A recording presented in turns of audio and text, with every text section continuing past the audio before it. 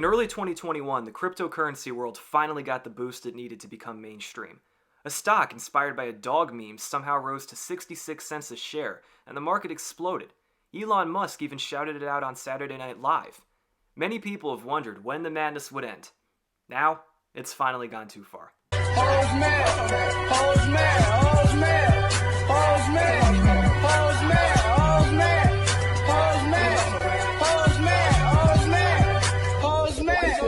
You see, a bunch of 20-something-year-old fans of LEGO Star Wars decided that it would be a good idea to turn their hobby into the next financial craze.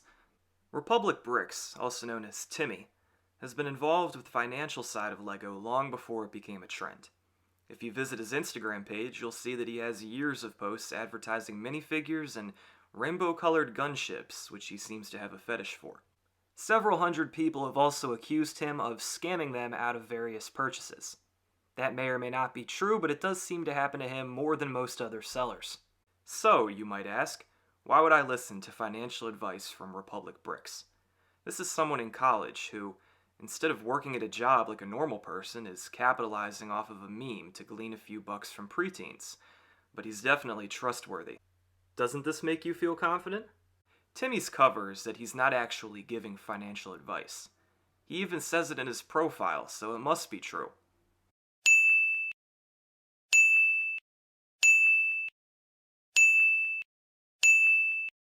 Let's take a closer look at Timmy's to-the-moon strategy. Presented without context is the Wikipedia definition of a pump-and-dump scheme. The following situation may or may not happen. Here's how the system would work.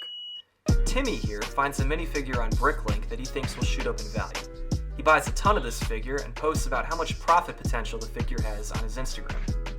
Once his fans buy out the figure and it becomes artificially rare, the price for the figure skyrockets to an unsustainable level.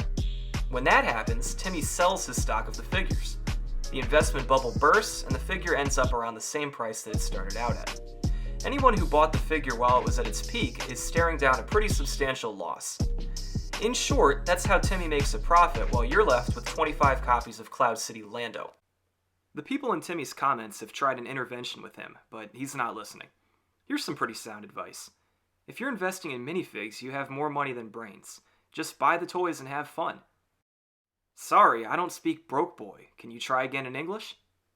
Isn't the definition of broke boy scalping plastic children's toys on Instagram? Like any competent financial advisor, Timmy is firmly grounded in reality. Timmy has occasionally tried to articulate a complex thought, but he's usually limited to bullet points. Here's one. Life of Ann Lego Instagram Zoomer. At the very top, we get a taste of how realistic this is. As the list goes on, it becomes pretty clear that he's either projecting or this is some weird fantasy of his. If you look at Timmy's Instagram posts, every one of them features comments from his sidekick and biggest fan, LIFEBrickS. Since his Star Wars videos aren't getting the views that they used to, Tyler has decided to find a new hustle. LIFEBrickS, unfortunately, has devolved into a B-tier version of LIFEBrickS. You could say that he's Robin to Timmy's Batman. You see, he's just not committed enough to buy 100 of Darth Vader's castle. Instead, he's decided to load up on fewer copies of a smaller set. Maybe he's having second thoughts. Maybe he's a broke boy. His followers weren't too thrilled about the sudden change in his content. He's tried to play it off, but his Instagram stories show that he is not happy. About 2 weeks ago, Tyler decided that he was going to try to explain how his to-the-moon scheme worked. The video never dropped. Timmy appeared on a podcast around the same time, though, and spent 45 minutes fumbling around about how his business worked. That video's been deleted. If you need 45 minutes to explain how to buy and sell minifigures on BrickLink, you're probably running a scam.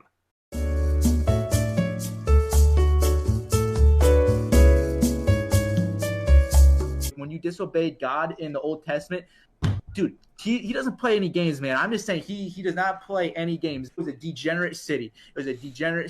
There were homosexuals. There's all that sort of stuff, right? And they said God basically opened the earth, and they all just gone, just right to hell.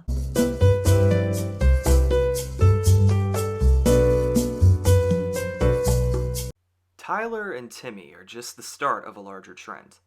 Countless other would-be hucksters are already trying to follow them on their way to the moon. Unfortunately, while monopoly money doesn't actually exist, the law does.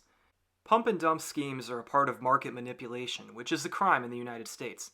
Some people have experienced firsthand just how hefty the fines are. I'm not saying that's what's going on here, but if I were selling Lego minifigures as part of my income, I wouldn't play with fire and get into a gray area. It's just not necessary. If Timmy and Tyler continue with their recklessness, they might end up going spelunking instead of moonwalking. If you want to get ahead of their inevitable misfortune, start driving up the price of Lego shovels on Bricklink. The people involved in this are going to run out of room in their family's basements very soon, but maybe they can convert those sets and minifigures they're selling into enough money to get a nice bachelor pad somewhere. The conclusion is simple. Never take financial advice from people on YouTube. Just because someone has a lot of followers doesn't mean that they know what they're talking about. A lot of the time, it's actually the opposite. All told, the money that you have in your pocket right now is more than you'll make following these two. And yeah, that's true even if your pockets are empty. Absolutely no way would I put money into this. This stuff is distasteful. I'm out.